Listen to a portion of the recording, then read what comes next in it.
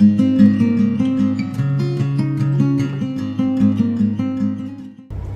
now this is going to be my in-cab inspection. I want to check to make sure that my emergency equipment is on board and functional. First thing I want to do is check my fire extinguisher.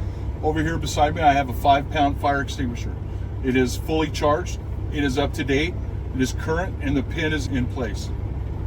Then I want to check behind me. I have my 3 red triangles. Those red triangles are clean, clear, they're not damaged, and they're freestanding. I want to make sure that I have the proper amount and type of fuses for this vehicle. And I also want to check to make sure that my safety belt is working. I'm going to attach it in and lock it into place. I want to make sure that it's attached top and bottom on the left side. I also want to make sure that it clicks into place. And I also want to make sure that I have no cuts or frays on my safety belt.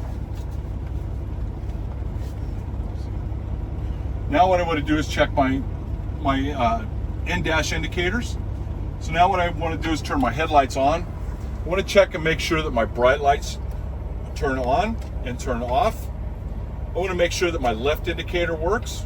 I want to make sure that my right indicator works. And then I want to make sure that the 4-way flashers are functioning, which they are. I'll go ahead and shut my lights off. I also want to make sure that my diesel exhaust fluid is at a good level, and it is approximately 3/4 of a tank. I also want to make sure that that DEF does not get below 1/8 of a tank, or else the truck will go into creep mode.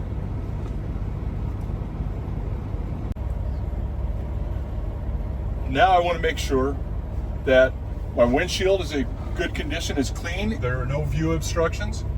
I also want to make sure that the seal around the windshield is intact, it is not leaking. I also want to make sure that my windshield wipers are functioning. The windshield wipers are cleaning the fluid off the windshield. I have proper tension against the windshield with the wipers, and I also want to make sure that the arms and the wipers are not damaged in any way. Now I want to check and make sure that my defrost and my heater work. So I'm going to turn it to where I have floor heat and defrost. I'll turn the fan on. And I want to make sure that I have the defroster working up top here. And I want to make sure that I have the heater working down below on the floor. At this point now I want to make sure the horns are working. I want to make sure that my electric horn is working. I want to make sure that my air horn is working. And that concludes my in-cab inspection.